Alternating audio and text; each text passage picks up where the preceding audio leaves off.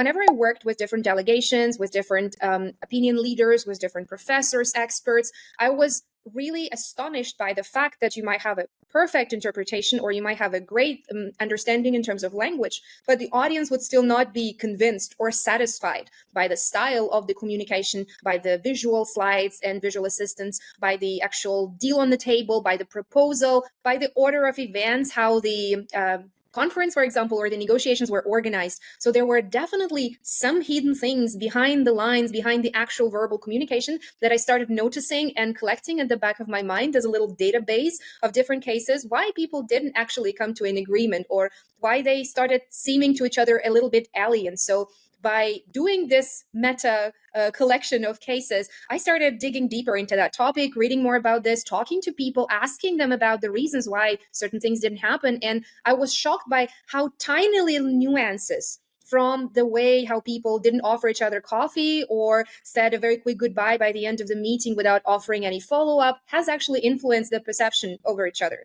Because in fact, when we meet at a conference, at an event, at an exhibition for negotiations, the time we spend together with a representative of a different culture is actually very limited. Yeah. And what we have is usually not just the first impression, let's say, but maybe a few hours or a few days of an interaction.